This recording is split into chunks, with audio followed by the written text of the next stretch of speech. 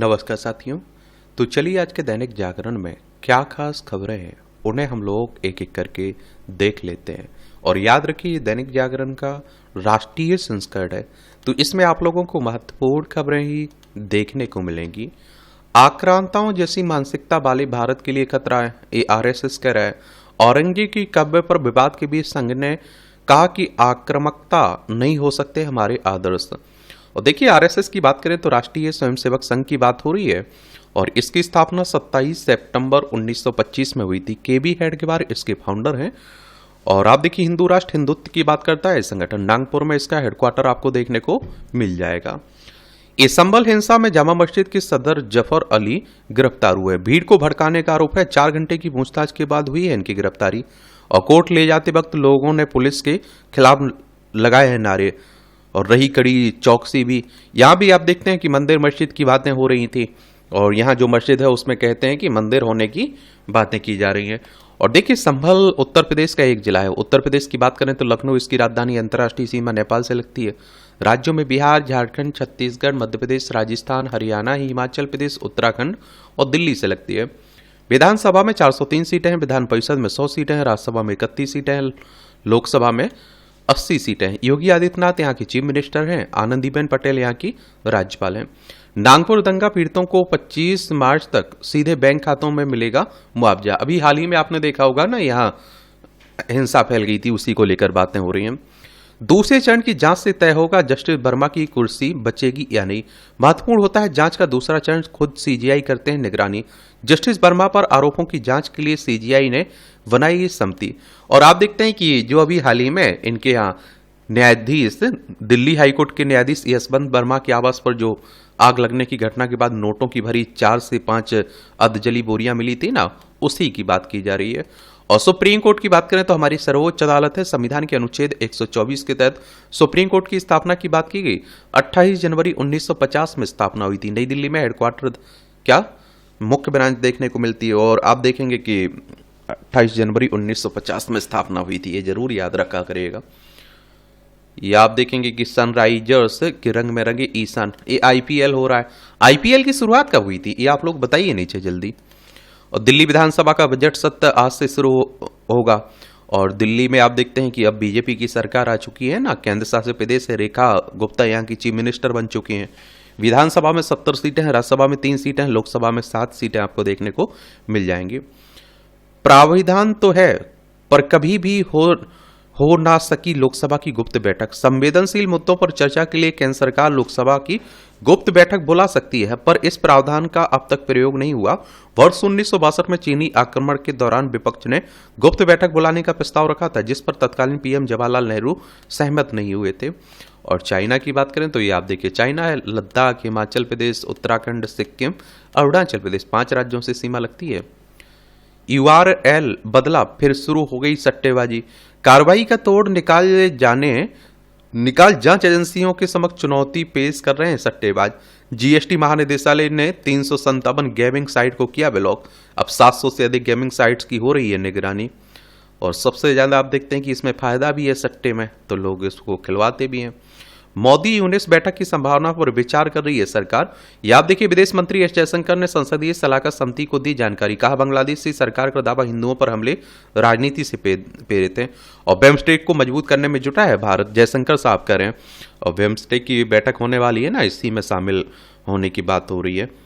BIMSTEC के बारे में जरूर याद रखिएगा, इस तरह के संगठनों से क्वेश्चन पूछ लेता है। इसकी स्थापना 1997 में हुई थी। कब हुई थी? 1997 में।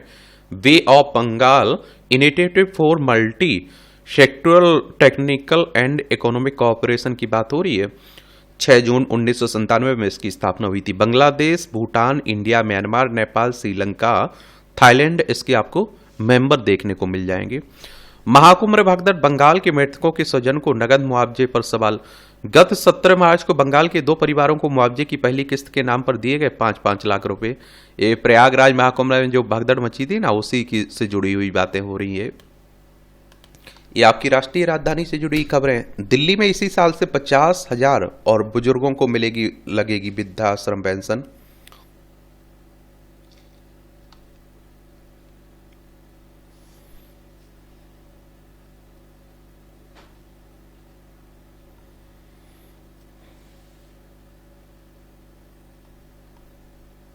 के 8 नंबर के ग्लव्स की मदद से तैयार किया हैंड फोर्ट।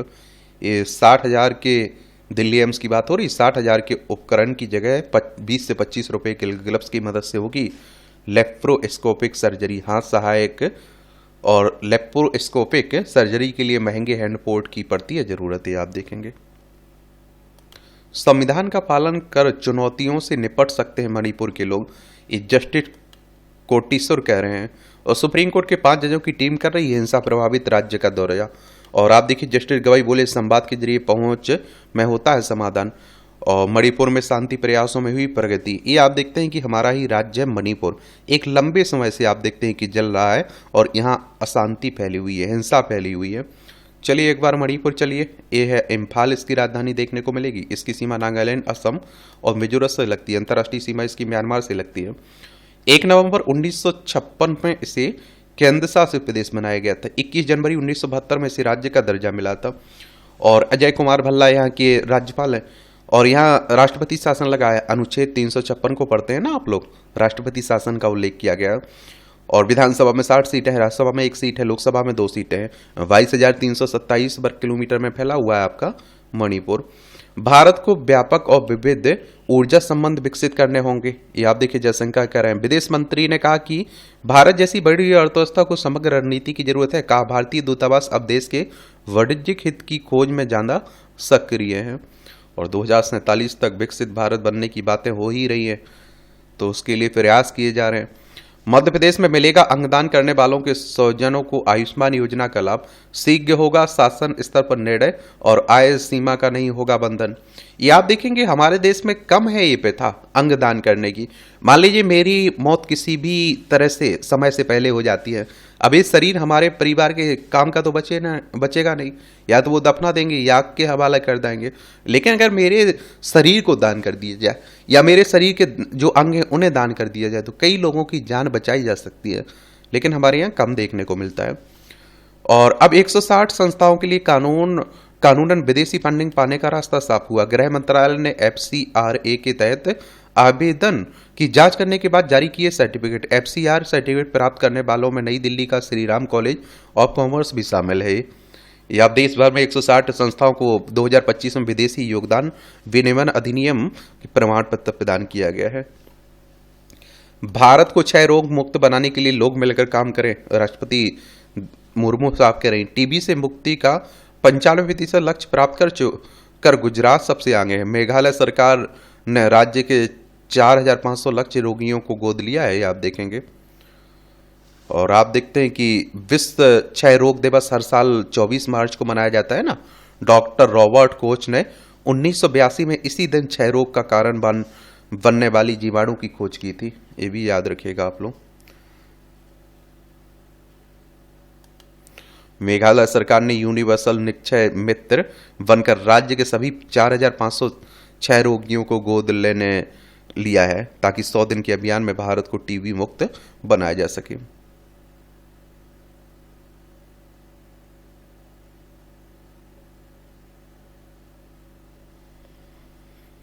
मतदान प्रतिशत बढ़ाने को बनाई जाए प्रभावी योजना, ये मुख्य निर्वाचन आयुक्त ज्ञानेश कुमार कह रहे हैं। और देखिए चुनाव की बात करें तो विधानसभा, राज्यसभा, लोकसभा, राष्ट्रपति, उपराष्ट्रपति के चुनाव कौन करवाता है? Election commission of India. भारतीय निर्वाचन आयोग एक संवैधानिक संस्था है। संविधान के अनुच्छेद 324 के तहत चुनाव आयोग की स्थापना की बात की गई। 25 जनवरी 1950 में स्थापना हुई थी। 25 जनवरी को आप लोग मतदाता दिवस मनाते हैं। नई दिल्ली में हेडक्वार्टर देखने को मिलेगा। सुकुमार सेन पहले मुख्य चुनाव आयुक्त थे। महिलाओं की सुरक्षा के दिशा निर्देश पर सुप्रीम कोर्ट में आज सुनवाई। और खंडपीठ ने कहा कि हमें इस बात की जांच करनी होगी कि सख्त और वैधानिक कानूनों के लक्ष्य को हासिल करने में कमी कहां आ रही है। याचिका में महिलाओं और बच्चों, ट्रांसजेंडरों के लिए सुरक्षित वातावरण सुनिश्चित करने को दिशा निर्देश तैयार करने के निर्देश भी आप देखते हैं कि देने की मांग हो रही है। भारत को दक्षिण अफ्रीका से मिली महात्मा गांधी से संबंधित कलाकृतियां। और दक्षिण अफ्रीका में भी आप देखते हैं महात्मा गांधी रहे। 1893 और 1914 के बीच दक्षिण अफ्रीका में रहने के दौरान मिले अनुभव की महात्मा गांधी की राजनीतिक विचारधारा विशेष का सत्याग्रह के दर्शन को आकार देने में महत्वपूर्ण भूमिका रही है। यहाँ दक्षिण अफ्रीका देखना है तो देखिए, ये दक्षिण अफ्रीका है, ये हमारा प्यारा भारत आप देखेंगे।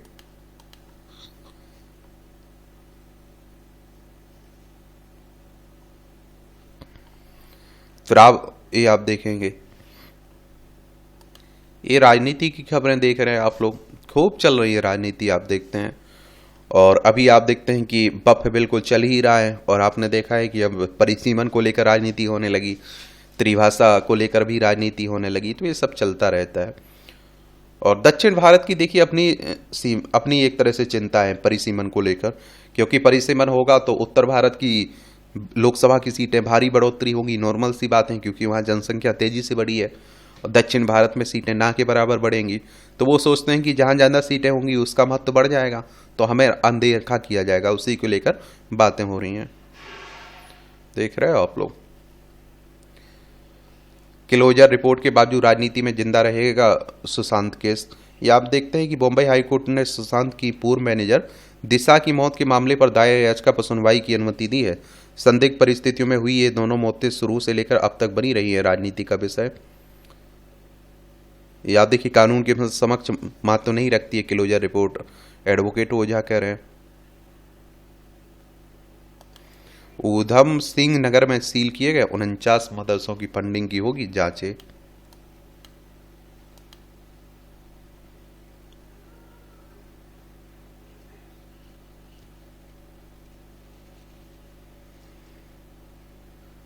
न्यायिक प्रणाली में कम हो रहा है लोगों का विश्वास, ये आप देखते हैं सिब्बल कह रहे हैं।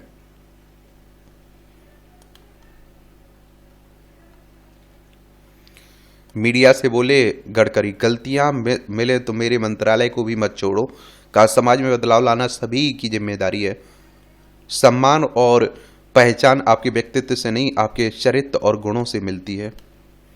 और सबसे अगर किसी की आप देखते हैं कि क्या होती है, अगर आप लोगों ने देखा होगा सबसे ज्यादा तारीफ किसी एक व्यक्ति की होती है और हर पार्टी के नेता करते हैं, तो वो नितिन गडकरी है।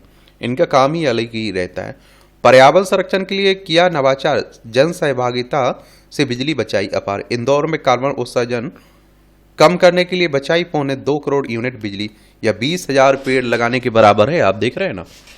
और सोमवार को ये आप देखिए, सोमवार को बिना प्रेस किए कपड़े पहने, मंगलवार को एक समय बिना पका भोजन खाएं, गुरुवार को कोई कचरा ना फेंके, और बुधवार को गुरुवार को बिजली कम प्रयोग करें, शुक्रवार को एक समय गाड़ी न चलाएं, शनिवार को कोई सामान न खरीदें, रविवार को आराम करें, खुद को पुरस्कृत करें, पुरानी वस्तुओं को रिपेयर करें। देख रहे हैं, तभी तो इंदौर आगे बना हुआ है स्वच्छता के मामले में। एक कठुआ में मुठभेड़, 5 आतंकी फंसे, गोली लगने से बच्ची घायल हुई है। भारत पाकिस्तान अंतर्राष्ट्रीय सीमा की बात हो रही है। ये आप देख लीजिए, ये लद्दाख, जम्मू कश्मीर, पंजाब, राजस्थान, गुजरात, 5 राज्यों की सीमा लगती है इससे। 1947 तक भारत का हिस्सा हुआ करता था क्या पाकिस्तान, ये भी याद रखिएगा।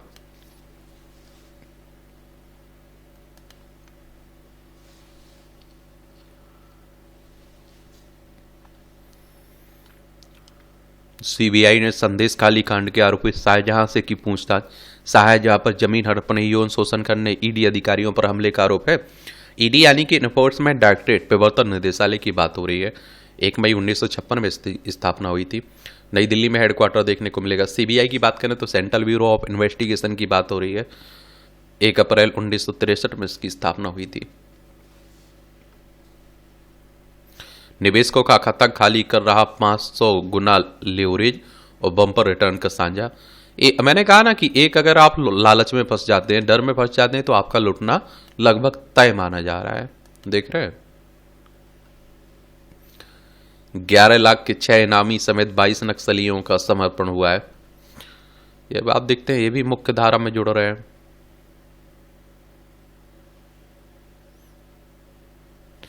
विख्यात विज्ञानी कृष्णलाल चड्ढा नहीं रहे हमारे बीच, और कृष्णलाल चड्ढा को 2012 में पद्मश्री से सम्मानित किया गया था।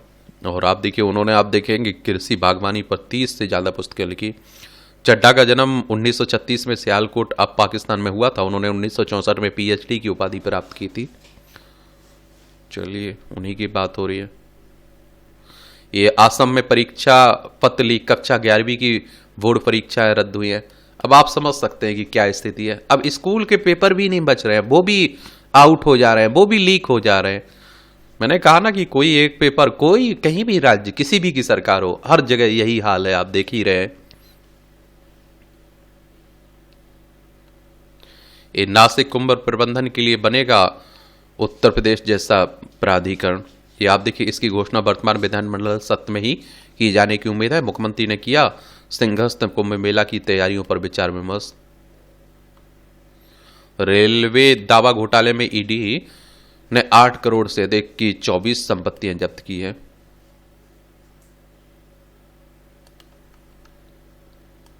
ये शहरीकरण की चुनौतियां। ये आप देखिए, नीति आयोग के पूर्व सीईओ और G20 शेरपा अमिताभ कांत ने रायसीना डायलॉग को संबोधित करते हुए शहरों को आर्थिक विकास और समृद्धि के संवाहक बताया। भारत को विकसित देश बनाने में शहरों की भूमिका काफी अहम होने वाली है। देश की आर्थिक राजधानी मुंबई इस बात का जीता जागता उदाहरण। मुंबई की जीडीपी 18 राज्यों की जीडीपी से अधिक है।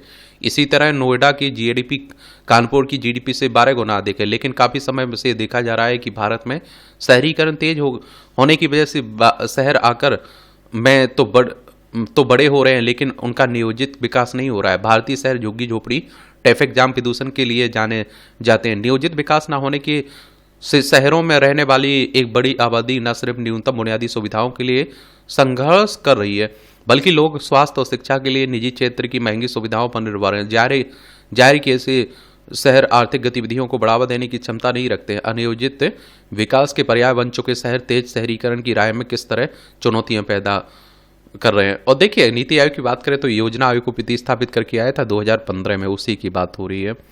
और G20 की बात करें तो ग्रुप 20 की बात हो रही है। 26 सितंबर 1999 में इसकी स्थापना हुई थी। भारत भी इसमें शामिल है, ये भी याद रखिएगा। और देखिए, मुंबई को आप लोग आर्थिक राजधानी भी तो कहते हैं कि नहीं कहते हैं? कहते हैं, बिल्कुल कहते हैं आप लोग।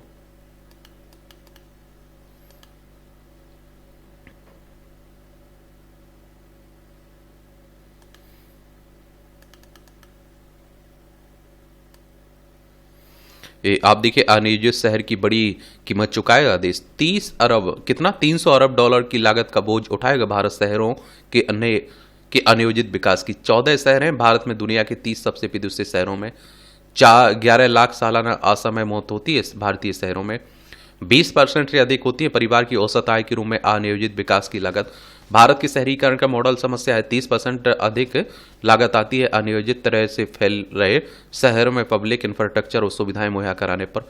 मुंबई के घरों में हर व्यक्ति के लिए जगह सिर्फ 30 वर्ग फीट है। वह चीन के शहरों में हर प्रति व्यक्ति जगह 120 वर्ग फीट से अधिक है। देख रहे हो आप लोग। देश में पर्याप्त संभावना है। भारत में पिछले कुछ दशकों में तेजी से शहरीकरण हुआ है, लेकिन वैश्विक स्तर की लिहाज से अभी हम पीछे हैं। इसके अलावा भारत में शहरों का विकास नियोजित नहीं है। इसके वजह से शहर आर्थिक गतिविधियों को बढ़ावा देने में प्रभावी योगदान नहीं दे पा रहे हैं। कुल जनसंख्या में शहरी आबादी देख लीजिए।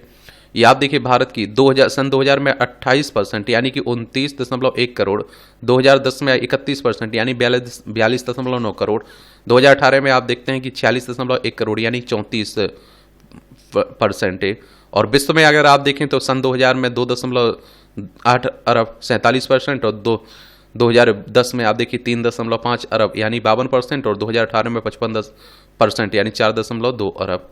देख रहे हैं आप लोग। राज्यों में शहरी आबादी देख लीजिए। हिमाचल प्रदेश में 10%, दिल्ली में आप देखिए सबसे ज्यादा 97%, बिहार में 11%, गोवा में आप देखते हैं कि कितना 62%, और आप देखते हैं कि असम में 14 और आप देखिए मिजोरम में 52। नगर निगमों के राजस्व में गिरावट। भारतीय रिजर्व बैंक की रिपोर्ट के अनुसार 70% से अधिक नगर निगमों के राजस्व में गिरावट आई हुई। 71% नगर निगमों का खर्च बढ़ा है। देखिए, नगर निगम की बात करें तो इसकी आरबीआई तो रिजर्व बैंक ऑफ इंडिया की बात हो रही, बैंकों का बैंक भी कहते हैं। 1 अप्रैल 1935 में स्थापना हुई थी। मुंबई महाराष्ट्र में इसका हेडक्वार्टर आपको देखने को मिल जाएगा। ये भी state finance report 2021-22 reserve bank की है, ये कह रही है, आप देखेंगे। और 17 शहर भारत में होंगे वैश्विक स्तर पर 20 सबसे तेजी से बढ़ते हुए शहरों में 2035 तक 41.6 करोड़ पहुंच सकती है शहरी आबादी 2050 तक भारत में। और 30% भारतीय शहरों में पैदा होने वाली होगी पानी की गंभीर किल्लत 2050 तक। और 5 करोड़ लोग 15 शहरों में पानी की सुविधा के बिना गुजार रहे हैं जीवन। 70% नौकरियां शहर में पैदा होती हैं 2030 तक होंगी और जीडीपी में करेंगी 70% योगदान। 29% भारत की शहरी आबादी झुग्गी झोपड़ियों में रहती है। 39% राज्यों की राजधानी में शहरी विकास के लिए सक्रिय मास्टर प्लान का अभाव है। 80% हो जाएगी शहरी जीडीपी 60% से बढ़कर अगले 25 वर्ष में। देख रहे हैं आप लोग। और 98% शहरी परिवारों के पास बिजली की सुविधा और 91.4% को मिलता है पेयजल। नगर निगमों की रैंकिंग देख लीजिए। इंदौर पहले पर, ग्रेटर मुंबई 8वें, पूर्वी दिल्ली 42, दक्षिणी दिल्ली 28, उत्तरी दिल्ली 48, चेन्नई 18 और गुवाहाटी 51। ये म्यूनिसिपल परफॉर्मेंस इंडेक्स 2020 का है, शहरी एवं विकास मंत्रालय ने जारी किया था इसे। वेतन और पेंशन में सबसे ज्यादा खर्च करते हैं नगर निगम। भारत में दिल्ली और मुंबई नगर निकायों की सबसे अधिक चर्चा होती है। इनके फैसले और काम के से लोगों के साथ बहुराष्ट्रीय कंपनियां और देश के प्रभावशाली लोग भी प्रभावित होते हैं। दिल्ली नगर निगम का एरिया मुंबई की तुलना में अधिक, लगभग 3 गुना है, लेकिन दोनों का बजट लगभग बराबर है। दोनों लगभग एक ही तरह के काम करते हैं। हालांकि कम बजट खर्च करने की बात करें तो दोनों नगर निगम बजट का बड़ा हिस्सा नागरिक सुविधाओं के विकास पर नहीं, वेतन, मजदूरी, पेंशन पर खर्च करते हैं। ऐसे में इस बात का सहज ही अंदाजा लगाया जा सकता है कि दिल्ली और मुंबई में बुनियादी और नागरिक सुविधाओं की हालत क्या होगी। 2019-20 के बजट अनुमान देखिए। नगर निगम बजट दिल्ली बनाम मुंबई, दिल्ली नगर निगम, और ये आप देखते हैं कि मुंबई नगर निगम। ये आप देखेंगे कि कुल बजट में अगर आप लोग देखें तो 21,802 करोड़ कुल बजट। इसमें आप देखते हैं कि 32.8% राज्य देता है, 19.8% किराए से आता है और 13.5% संपत्ति कर, 39.9% अन्न, ये आप देखेंगे। और 21,802 करोड़ कुल खर्च है आप देखेंगे तो 64.9% प्रतिष्ठान खर्च, 5.4% ब्याज और वित्त शुल्क, और ये आप देखेंगे 24.3% परिचालन और रखरखाव और 5.4% अलग। और यही अगर हम लोग मुंबई की बात करें तो इसमें आप देखिए 24,984 करोड़ कुल राजस्व है। इसमें से 20% संपत्ति कर, 14% डेवलपमेंट प्लान डिपार्टमेंट से प्राप्तियां, 36% चुंगी कर और 30% अन्न। और ये आप देखिए करोड़ खर्च की बात करें तो 24,984 करोड़ खर्च। ये प्रतिष्ठान खर्च 48%, परिचालन एवं रखरखाव 18, 23% पूंजी खाते में योगदान, 11% अन्न आप देखेंगे। ये आंकड़े जरूर याद रखा करिए। कई आंसर राइटिंग कर रहे हैं, निबंध लिख रहे हैं तो इनका उल्लेख कर लीजिए। विकास की नीतियों में सुधार जरूरी है। तो भारत में शहरी विकास की नीतियों को सुधारने की जरूरत है। प्लानिंग के पुराने कानूनों को खत्म करने के लिए कानून बनाने होंगे। प्लानिंग से जुड़े बहुत से नियमों को अमीर और प्रभावशाली लोगों के फायदे के लिए सही तरीके से लागू नहीं किया जाता है, इससे देश को काफी नुकसान हो रहा है। अनियोजित विकास से बड़ी असमानता है। शहरों की अनियोजित विकास का नतीजा यह रहा है कि शहरों में रहने वालों की जीवन की गुणवत्ता में काफी अधिक अंतर है। कुछ लोग ही शिक्षा और स्वास्थ्य की गुणवत्ता सेवाएं हासिल कर पाने की स्थिति में है। एक बड़ी आबादी शहरी गरीबों की है जो बुनियादी जरूरतों के लिए भी संघर्ष कर रही है।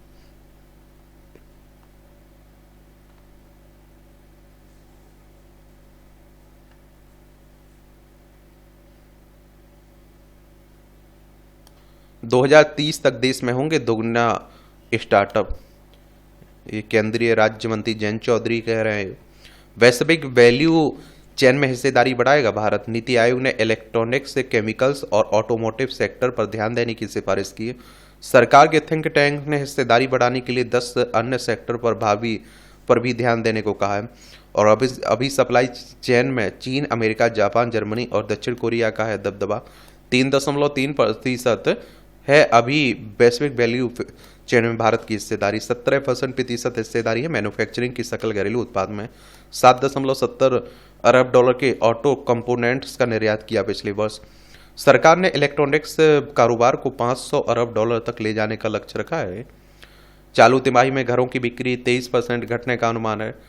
1,05,791 घरों की बिक्री हो सकती है। देश के 9 प्रमुख शहरों में 1,36,702 घरों की बिक्री हुई थी जनवरी मार्च 2024 के दौरान। चीन ने अब तक आप देखिए 8.47 लाख टन डीएफई का आयात किया। बोइंग ने भारत में 180 कर्मचारी निकाले। अमेरिका की कंपनी है ना विमान निर्माता। चीन के 5 उत्पादों पर डंपिंग रोधी शुल्क लगाया। 9 कंपनियों का पूंजीकरण 3 लाख करोड़ बढ़ा है। वैश्विक चिंताओं में कमी से एफपीआई की बिकवाली घटी। विदेशी पोर्टफोलियो निवेशक की एफपीआई ने पिछले सप्ताह घरेलू इक्विटी बाजारों से सिर्फ 1794 करोड़ रुपए निकाले। इस साल अब तक एफपीआई की निकासी 1.44 लाख करोड़ हो चुकी है। सरकारी बैंकों ने 33% ज्यादा लाभांश दिया। आसान नहीं खरी गेहूं खरीद के लक्ष्य तक पहुंचना। खुले बाजार में ही किसानों को मिल रहा है गेहूं का अधिक भाव। लक्ष्य प्राप्त करने के लिए एमएसपी को ज्यादा रखना जरूरी है। अभी आप देखते हैं कि सरकारी दाम 2600 के करीब बताया जा रहा है और बाजार में अभी आप देखते हैं कि खुला कितना 2800 रुपये चल रहा है। तो लोग जब उन्हें वहां मिलेगा अच्छा दाम तो वहां बेचेंगे वो। तमिलनाडु को पीएलआई योजना से मिला सबसे अधिक लाभ। ये आप देखिए वित्त मंत्री कह रही है हमारी, उत्पादन से जुड़ी प्रोत्साहन योजना की बात हो रही है।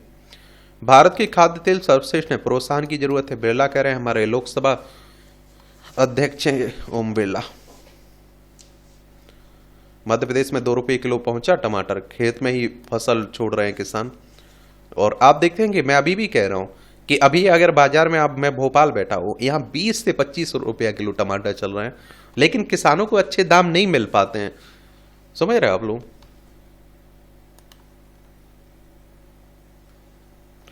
रेलवे में नौकरी के नाम पर 100 करोड़ रुपए से अधिक की वसूली, थोड़ा बच के रहा करिएगा। सेना के नायक हैत राम ने जीती स्नो मैराथन, डोलमा को महिला खिताब मिला है। ये आपकी अंतर्राष्ट्रीय खबरें हैं। इस समय आप देख ही रहे हैं कि अंतर्राष्ट्रीय स्तर पर बड़ी उठापटक चल रही है। इजराइल के हमले में मारा गया हमास का नेता अल वारदेवील। ये आप देखिए कि रुका था जैसे तैसे इजराइल का हमास का, फिर चालू हो गया। यहाँ इजराइल आपको देखने को मिलेगा, ये भूमध्य सागर है, लाल सागर है, ये यूक्रेन है, रूस है, ये भारत है हमारा प्यारा। अमेरिका ने पश्चिम एशिया में भेजा दूसरा विमान वाहक पोत। ट्रंप और पुतिन जल्द कर सकते हैं तीसरी वार्ता। बीते वर्ष में भी दोनों नेता करते रहे वार्ता। ट्रंप ने चेताया हो सकता है विश्व युद्ध। कोर्ट ने आरोपों पर सुनवाई पूरी होने तक इस्तांबुल के मेयर को भेजा जेल। आप देखेंगे आतंक से जुड़ी हुई घटनाएं की बातें हो रही थी ना। शेख हसीना की आवामी लीग को दोबारा स्थापित करने की साजिश के आरोप हैं हास्यास्पद, सेना कह रही है। बांग्लादेश की बात हो रही है, देख लीजिए ये बांग्लादेश है, पश्चिम बंगाल, असम, मेघालय, त्रिपुरा, मिजोरम, 5 राज्यों की सीमा लगती है इससे। तालिबान के सरगना सिराजुद्दीन पर रखा $1 करोड़ का इनाम हटा। अमेरिका ने उसके 2 भाइयों से भी प्रतिबंध हटाया। पाकिस्तान और आईएमएफ शुल्क कटौती पर सहमत हो गए। आईएमएफ की बात हो रही है। ये आप देखिए इंटरनेशनल मॉनेटरी फंड, जुलाई 1944 में इसकी स्थापना हुई थी। वॉशिंगटन डीसी यूएसए में इसका हेडक्वार्टर आपको देखने को मिल जाएगा भैया। इसमें आप देखेंगे कि 100 कितने मेंबर हैं, 191। इसका उद्देश्य है अंतर्राष्ट्रीय मौद्रिक सहयोग को बढ़ावा देना, अंतर्राष्ट्रीय व्यापार को सुविधाजनक बनाना, सतत आर्थिक विकास को बढ़ावा देना, भुगतान संतुलन की कठिनाइयों का सामना कर रहे सदस्यों को संसाधन उपलब्ध कराना, अंतर्राष्ट्रीय वित्तीय संकट से उबरने में सहायता करना।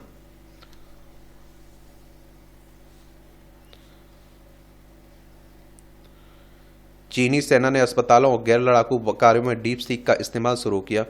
सेंट्रल थिएटर कमांड के जनरल अस्पताल सहित कई अन्य पर डीप सीक को किया गया अधिकृत। कनाडा के प्रधानमंत्री कार्नी नेपियन से लड़ेंगे चुनाव।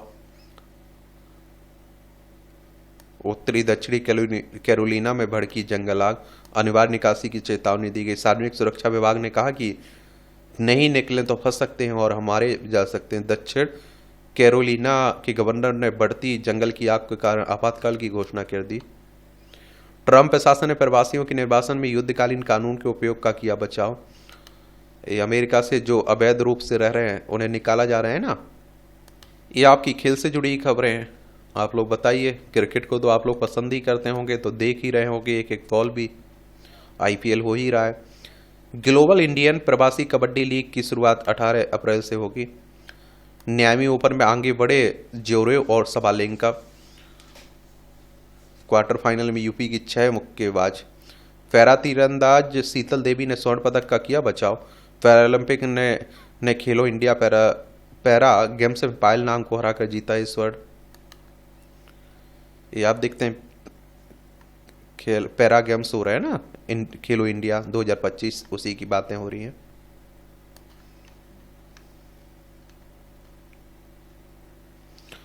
ये आप देखिए युवा पीढ़ी को पर्यावरण संरक्षण सिखा रही है हमारी सेना।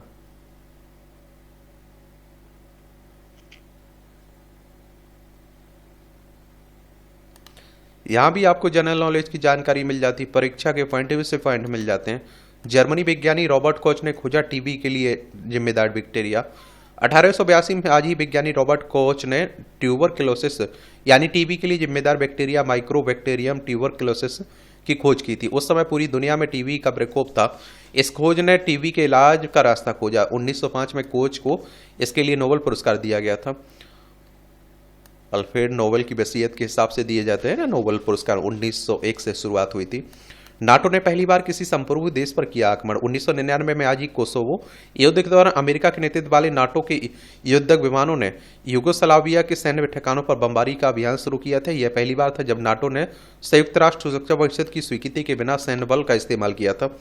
एक तो आप लोग नाटो के बारे में याद रखिए, क्योंकि रूस और यूक्रेन के बीच युद्ध चल रहा है ना, उसकी एक वजह नाटो भी माना जा रहा है। The North Atlantic Treaty Organization की बात हो रही। 4 अप्रैल 1949 में स्थापना हुई थी। ब्रुसेल्स बेल्जियम इसका हेडक्वार्टर देखने को मिलेगा।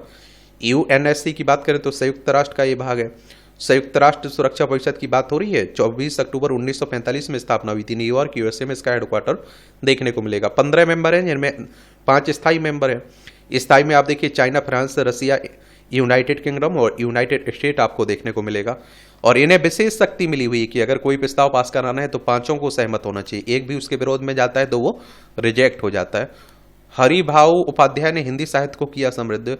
साहित्यकार हरिभाऊ उपाध्याय का जन्म 1892 में आज ही मध्य प्रदेश के उज्जैन में हुआ था। विद्यार्थी जीवन में ही साहित्य में रुचि लेने लगे। 1911 में उन्दुबर पत्रिका के संपादक वन हिंदी की प्रगति में योगदान दिया। गांधी जी का आत्मकथा, जवाहरलाल नेहरू की मेरी कहानी, पट्टाभी सीतारामैया की कांग्रेस का इतिहास का हिंदी अनुवाद साहित्य में उनकी विशिष्ट देन मानी जाती है। उन्होंने स्वतंत्रता के लिए आंदोलन में भी हिस्सा लिया। उन्होंने स्वतंत्रता की ओर से और मानव धर्म जैसे अनेक मौलिक ग्रंथों की रचना की। वह राजनीति में भी सक्रिय रहे। एंटीबॉडी थेरेपी ब्लैक फंगस के इलाज के करीब पहुंची और म्यूकोर माइकोसिस फंगस संक्रमण है, जिसमें कमजोर प्रतिरक्षा प्रणाली वाले और गंभीर आघात वाले होते हैं शिकार। VX01 कमजोर प्रतिरक्षा प्रणाली वाले लोगों में लड़ने में करता है मदद। याद देखिए, विश्व के अजूबों को देखा। मिस यूनिवर्स विक्टोरिया केजर थेलविंग दाएं। मिस यूनिवर्स इंडिया रिया सिंघा भाई में रविवार को ताजमहल में हार रही हैं, देख लीजिए। बास्केटबॉल खेल बनाया वर्ल्ड रिकॉर्ड। 121 घंटे 3 मिनट तक चला बास्केटबॉल खेल। न्यूयॉर्क की बात है। देश की सरहद की निगरानी करेंगे अत्याधुनिक रोबोट। सेना कर रही है फील्ड परीक्षण। संवेदनशील क्षेत्रों में तैनाती की तैयारी। मल्टी सेंसर खुफिया जानकारी जुटाने में सक्षम घुसपैठ पर लगेगी लगाम। टाइप 2 डायबिटीज का मोटापे से संबंधित कुछ कैंसरों से संबंध है, अनुसंधान कह रहा है। ये मूवियों से जुड़ी खबरें हैं, पढ़ना हो तो पढ़ सकते हैं, छोड़ना हो तो छोड़ सकते हैं। और इस तरह से आप देखेंगे कि आज के न्यूज़पेपर में जो महत्वपूर्ण खबरें हैं उनकी कहानी कवर होती है। आप लोग पढ़ते रहिए, एंजॉय करते रहिए। आपका कोई सवाल हो मेरे लिए, सुझाव हो तो जरूर बता सकते हैं। धन्यवाद।